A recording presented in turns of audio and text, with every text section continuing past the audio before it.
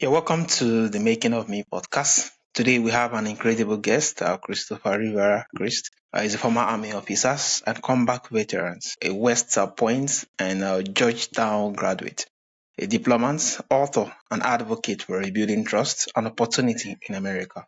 Chris, thank you for joining us on the show. Thank you for having me. Yeah, thank you. So, Chris, what challenge shaped you into who you are today? So the biggest challenge that turned me into who I am today was leading soldiers in Afghanistan. And we were out on a 30-day long mission, and 3 days into it, one of my trucks hit an explosive device. The soldiers got medevac to Germany, and I spent the next 27 nights in the Afghan countryside wondering, as an American officer, why are we still here 10 years after September 11th? And my soldiers were asking me the same questions, and I didn't have the best answers.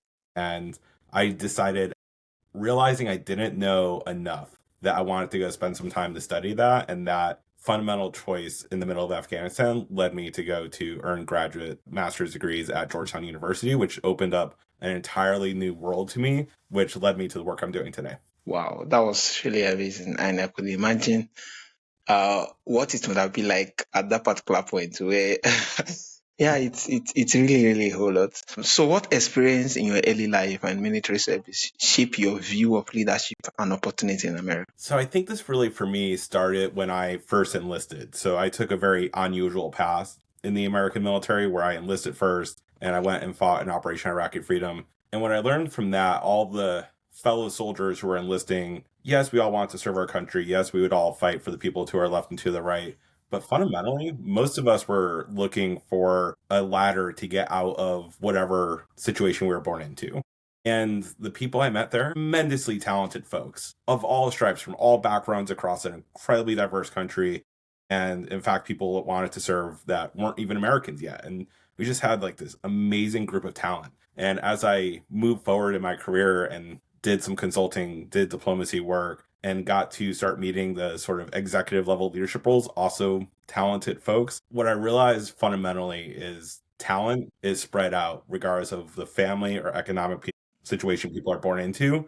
There are equally talented people I've met at every part of the economic spectrum.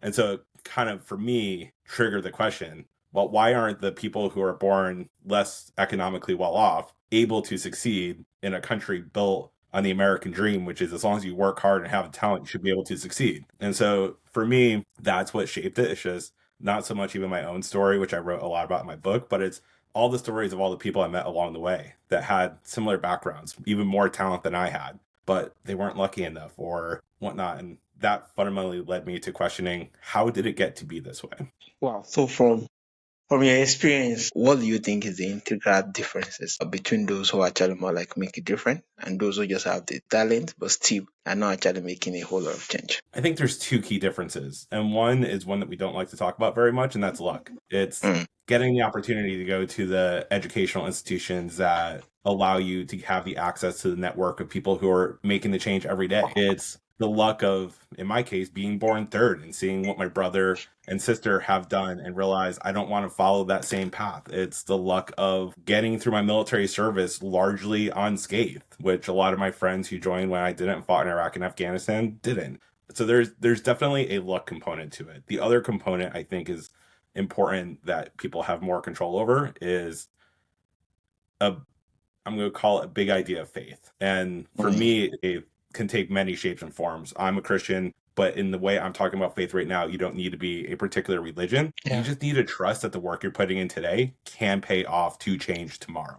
And that sometimes means faith in other people. In politics, that means faith that thousands of other people are going to be convinced with whatever story you're putting out. In consulting, it means faith that whatever analysis you're doing, the executive leader is going to have faith in that report to go do something good with it. Faith can take a lot of forms, but at some point, you have to be able to have some faith to say, what I'm doing now will pay off. That was really amazing. I read this book the other time. It was by Malcolm Gladwell, The Outliers. And I keep asking, what make it change? Why are some persons getting it right? And I remember I actually read John Maxwell's book, which make reference of talent is not enough. And Oh, I just keep asking those particular questions, and the integral part of this human luck is the fact that as much as some persons might look unlucky, it might still definitely be a luck on this guy's being that you don't know how to actually maximize it yet. So luck is a whole lot of things to actually define from different perspective, depending on how you handle the other ones, which is more like the fates, being that let's look at the investors of old, the Rockefellers and every other particular ones. At first, it might not look like luck to them, being that a whole lot of them try, they keep failing, but they have faith. They keep trying. It was more of the persistence, knocking the door, showing up when things are not right, and till they make it, they will not call it luck. So it's a whole lot of saying. I think persistence should be something we should actually more like give it kudos to, being that hating it every now and then, in the secret that we didn't know about. At the end of the day, once it goes through, everybody will definitely label it luck. And which at first wasn't, but owing to they have faith in what they are doing, they believe that definitely something will come out. And this just speaks volume to just the point you make reference of, and it's really amazing. Yeah, and all the examples you pointed out are spot on. The other examples are all around us when you look at it. I mean, Yeah, the political leaders we have today in the US got lucky along the way. JD Vance, and I'm not being partisan here, but he got to go to Yale and got introduced to tech investors that fundamentally changed the direction of his life.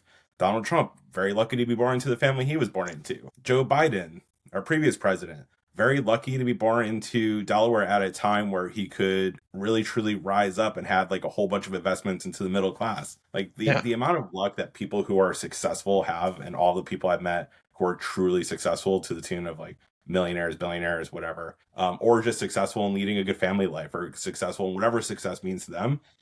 Luck plays a part of it, but you can yeah, also make your own luck to a certain extent. And that's also hard to wrestle with, right? Like at yeah. the end of the day, you Sure. do have to get a little bit lucky, but you can also make your own luck. So it's also still on you a little bit. Yeah, so true. Amazing. Thank you so much, Christopher. So, Christopher, knocking on $9,000 out during your state office must have been more like eye-opening. What did that teach you about what America are really feeling? So knocking on 9,000 doors over the course of the 2022 election and then the 2024 election made me realize, I think, two really important things. One, regardless of what political label people identify as here in the United States, most people, the vast majority of people, actually want the same thing. And we get wrapped up in what team we're playing for, and we get wrapped up in the entertainment of our politics. And that actually takes away from talking about realistic solutions. And let me give you one example before I move on to the second point. For example, people here in the United States, especially working class people, people who have to earn a living by what they do every day, want their dollar to go farther. They want to afford more. They want to live the lives that their grandparents and parents were able to live. And if you're talking to people who typically identify as Republican, that will typically come in the form of, we want tax cuts for us, not for the rich billionaires. If you're talking to people who generally are Democrats or aligned with the left, they'll say, we want better investments in public service. We want a more fair tax system. And so that's the sort of conversation you have over and over and over again. And then here's the second point. The conversation at the national level never seems to be that. And at the end of the day, there's a lot of things, a lot of reasons for that. You can look at who owns our media outlets, the fact that our media outlets are mostly based on entertainment.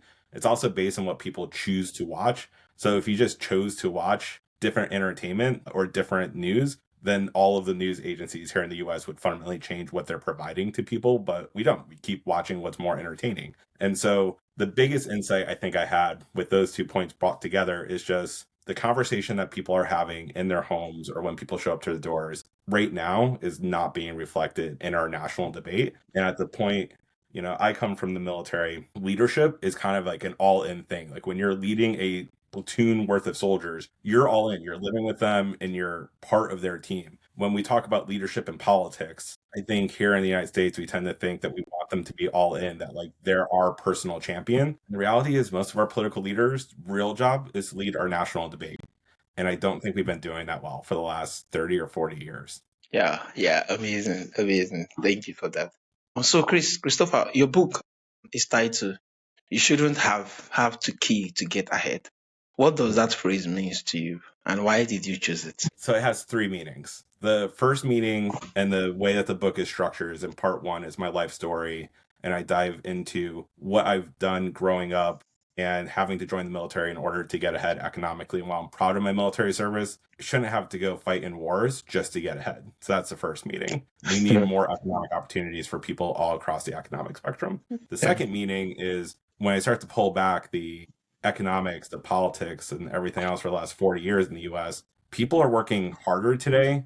They're working more hours. They're getting paid effectively less. And we're literally working ourselves to death now, all to seek larger and larger, larger corporate profits. And we shouldn't have to kill ourselves in our work to get ahead. And then the last third is, what do we do about it? Not just here in America, but in a lot of Western countries, we're kind of reaching this inflection point of the systems that were built after World War II aren't working for a lot of people. And that is coming out in the form of more and more people, and this is proven in poll after poll, are saying, hey, maybe violence is justified to correct the political course that we're on. And that is shared across the political spectrum. And so my call to action for the book, and the third way that it's meaningful to me, is violence is not the answer. Reform, changing the system, using the political structures we have to do that, absolutely the answer. Turning to violence always ends up bad, and maybe I'm just a little emotionally scarred from having served in multiple wars around the world, but like, war doesn't lead to anything good. So for those who are saying like we need to do that, this is really a call to action to say we can make better choices. We don't have to go there, and we shouldn't go there.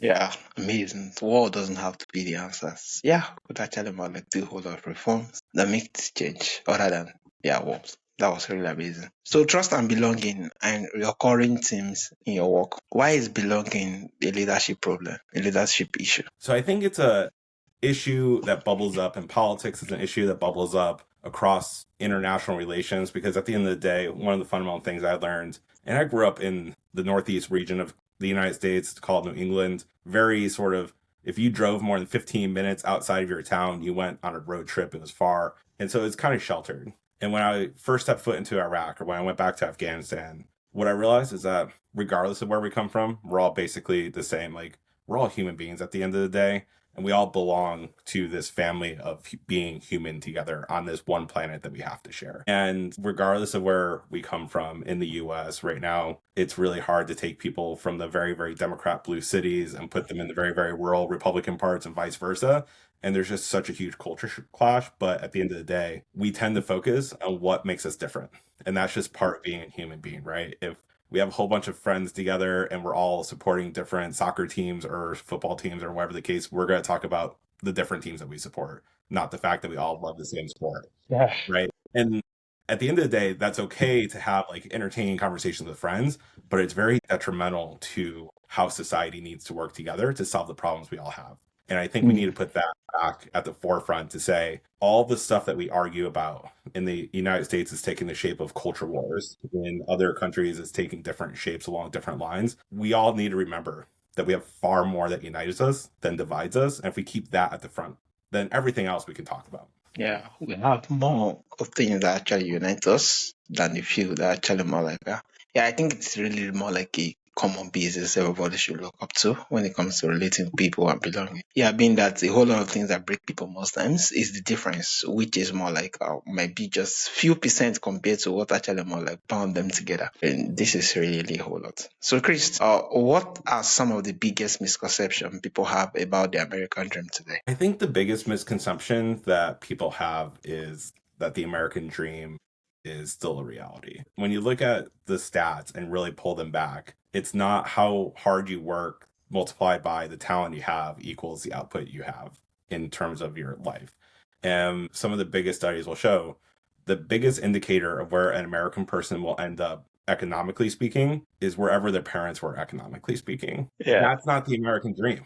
It's just not. But it could be. And it's this way because of decisions that were made from President Reagan and reinforced with trickle-down economics and a whole bunch of other stuff that I dive deep into in the book to give the entire history. Like, we got here by choices that were made 40 years ago. We can make different choices moving forward and actually bring the American dream back, because the United States of America problem isn't that we don't have the resources. It's not that we don't have education. It's not that we don't have like all the things that a lot of other countries actually struggle with. We have everything we need to bring the American dream back.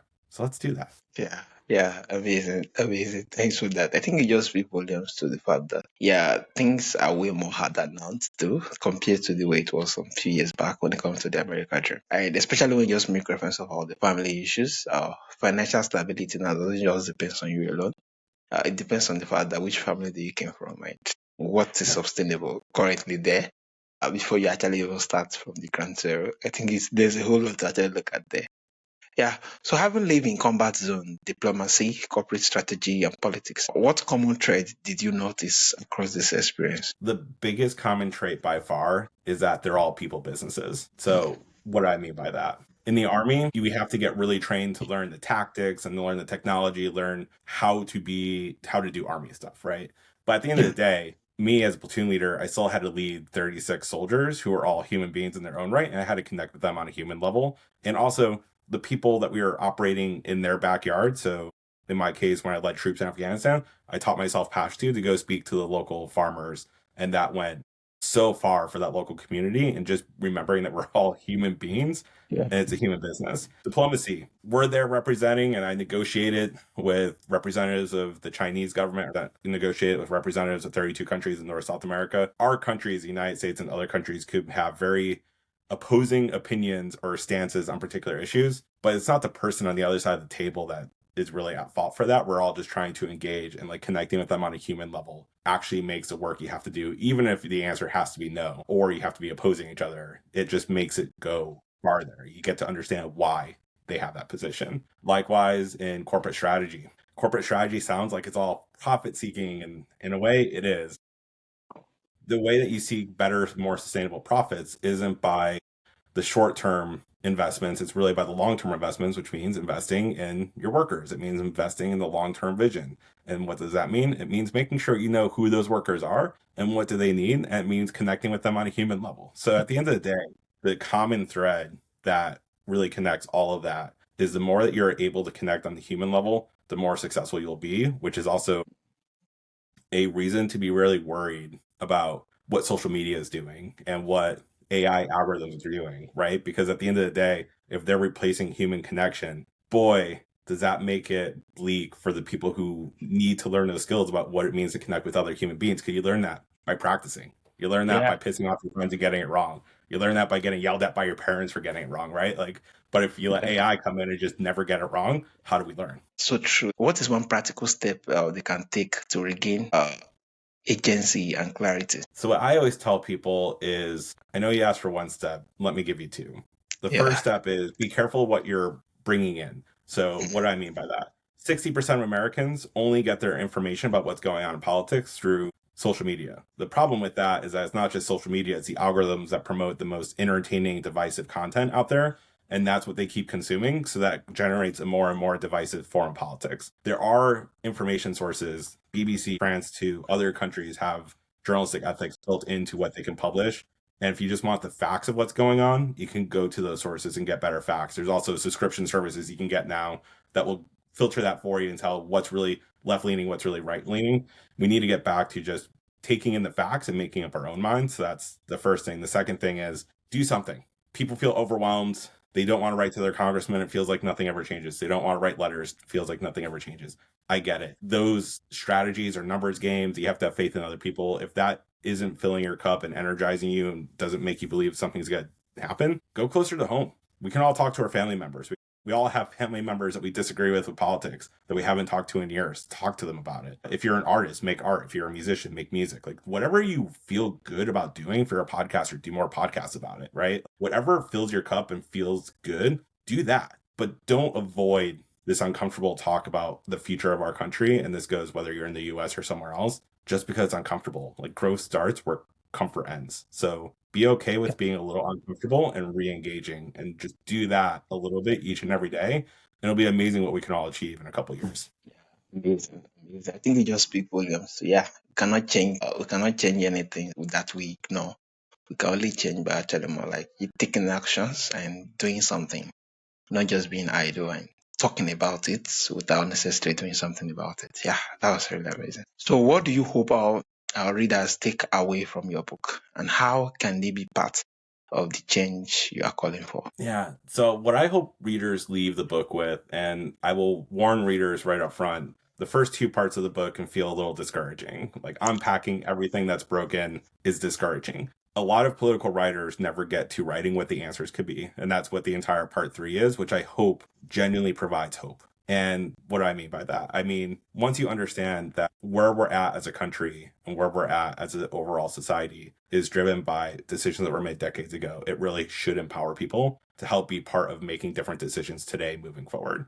And so that I think generates a sense of hope that it doesn't have to be this way forever. So that's what I hope people leave with. And how can they be part of this effort and this movement and this change? Of course, buy the book. It's available everywhere books are sold online, Amazon, BarnesandNoble.com, Noble, Apple Books, but also my website, chrisrivers.com. I am just starting the book published about a week ago. I'm planning to do academies for different things that people may want to have skills in. So we're going to teach people, and this is still a concept, so it may change, but like I want to be able to have a platform that can teach people how to do fact checking so you can genuinely make up your own mind and separate the signal from the noise. Teach people how to engage with your elected representatives. Being one, I kind of know how that goes on both sides of it, right? Teaching people, if you do want to run for office, like what workshops to go to actually get trained up on it. But there's a whole spectrum of things that people can do. And we want to build a platform, and the money we make from the book and speaking engagements and whatnot will help be the investment that we need to build a platform to teach people the skills they need wherever they want to engage at on that spectrum. So chrisrivers.com is where we'll update that. Yeah, amazing. Thank you so much, Crystal. Yeah, thank you so much for sharing your journey and insight today. Your experience from the combat to diplomacy and civil engagement are truly inspiring and remind us that all of the powers of leadership, resilience, and action. Yeah, listener, if you actually want to learn more about Chris and his work, visit chrisrivers.com /changemaker.